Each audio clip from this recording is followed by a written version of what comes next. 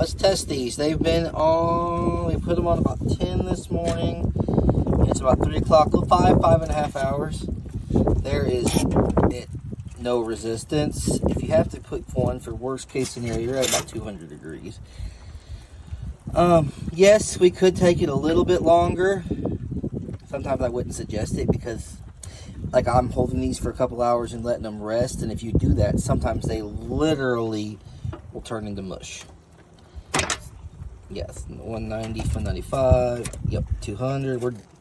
We are done.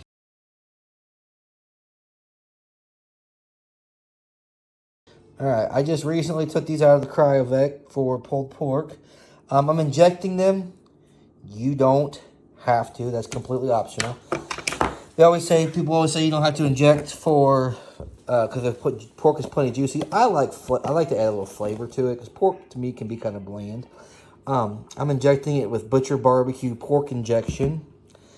A little bit of maple syrup, just to give it a little sweetness. An 8-ounce thing of apple juice, and I literally just filled it to the top, the rest of it with bottled water. That's what I'm injecting these 2 pork butts with. Like I said, this video is not competition style, so don't even try to use it for competition.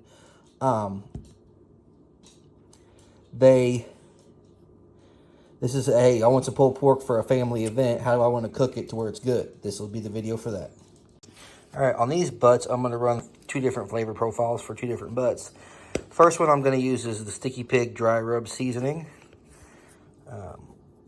This is a great rub they use. They also make incredible sauces if you have not tried it. It's my favorite of theirs is the wing sauce. I'm just going to put a kind of light to medium coat. This also is great with color. Next, I'm going to put Butcher Barbecue Private Seasoning. This is great on pork. If I can get the dang thing to open. There it goes.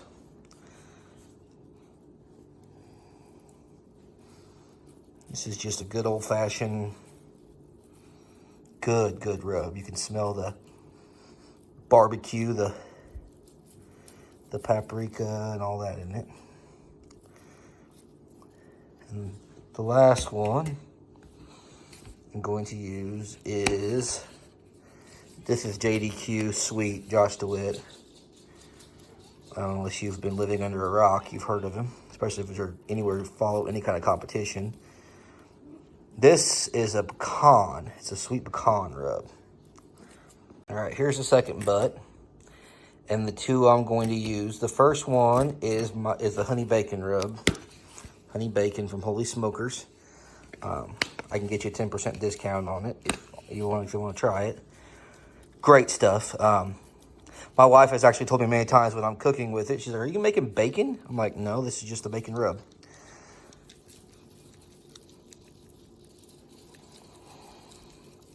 And I mean, who doesn't like a little bacon-flavored pulled pork? I mean, can't go wrong with it, right? Also, look at that color.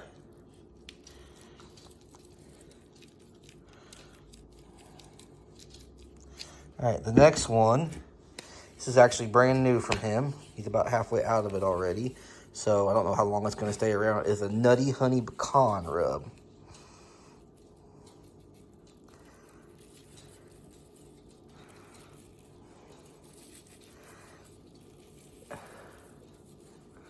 We're going to go get the smokers lit and go from there. Good day. It's eclipse day, so I'm going to be cooking during the eclipse, which is kind of exciting, as I've never done that before. We had one a couple years ago, but I had to work, so this is pretty exciting for me. All right, today we are going to cook this on our Hunsaker smoker. Open the exhaust. That's to start. Down here is to start, which is where you want it at. Basically, you want as much airflow in the very beginning to get this up and going. Close that, a little bit of lid. I normally use fire starters, and yes, I've cooked on it. It's not a brand new drum. I cleaned it before my last comp, so I've had 2 or 3 cooks on it. It'll probably get cleaned here in, I don't know, a couple more cooks. Or before my next comp, whichever comes first. So we're just gonna light it. These are, you could use tumbleweeds. I don't remember where I got these from. It was a better deal than the tumbleweeds, so that's what I went with. I have a couple pieces of cherry in there for these pork butts. It don't matter really, the wood, cherry, apple, hickory. Hickory gives it a little bit more of a smoky flavor. Mesquite gets it real strong. My family's not a big fan of mesquite. Then usually what I'll do is I'll grab a couple pieces of charcoal, kind of put them over those that are going. That way it kind of helps get some charcoal on top lit too. I know it's getting it all around it too, but it gets a couple pieces of charcoal lit. All right, here's what I'm also forgot to mention. We're cooking today with the Good Charcoal Lump. They feed Americans in need for hunger and security. That's one of the reasons they team up with it. It's also great charcoal. The motto we always use is good cooks deserve good charcoal. And it's hot, it's clean, there's no temp spikes, it doesn't drop, there's not very many fines in it. They also make briquettes.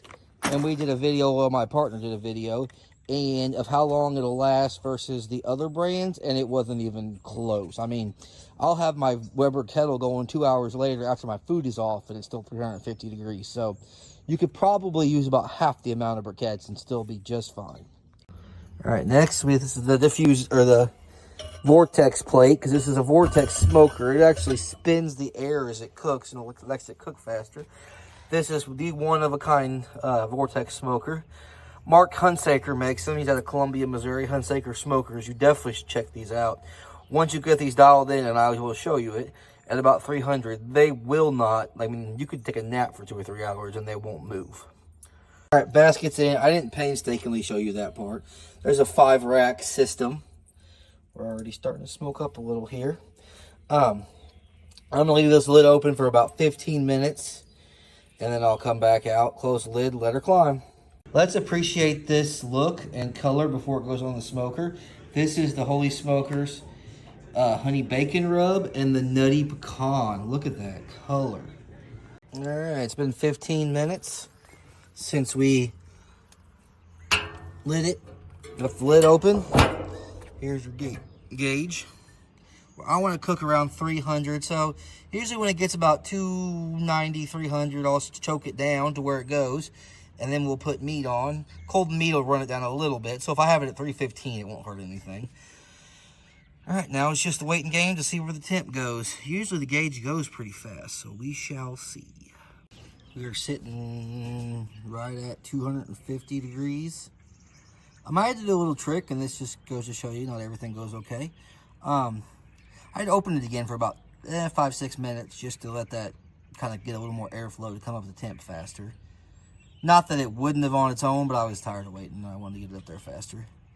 So now we're sitting about 250. Probably another, I'd say in about 5 minutes I'll be ready to put meat on. Let's take a minute to appreciate these pork butts and the color on them. This is, oh my God, they look, got my brisket. Like I said, I'm doing 2 separate videos, one for the pork butts and one for the brisket, but I'm pretty happy with these pork butts so far. The color on these is crazy.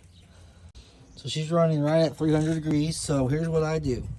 There's a little thing on the bottom that takes the start to run, so your intake's about halfway.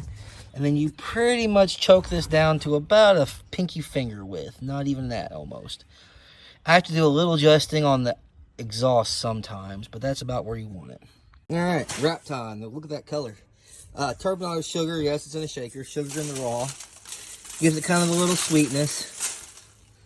Some people put put barbecue sauce in it. I'm not going to. You can, by all means. And a little maple syrup across the top, give it kind of sweetness. If I was cooking comp style, then yes, I would put Blues Hog Tennessee Red or Blues Hog Raspberry Chipotle. Here is the main thing: when you wrap and when you cook hot and fast, apple juice, liquid of some kind, Sprite, squirt, water, something, because in a drum, it will burn your meat up real fast if you do not have any kind of liquid in that wrap. All right, let's test these. They've been on, we put them on about 10 this morning, It's about 3 o'clock, 5.5 hours. There is no resistance. If you have to put one for worst case scenario, you're at about 200 degrees. Yes, we could take it a little bit longer. Sometimes I wouldn't suggest it because, like, I'm holding these for a couple hours and letting them rest. And if you do that, sometimes they literally will turn into mush. Yes, 190 from 95. Yep, 200. We are done.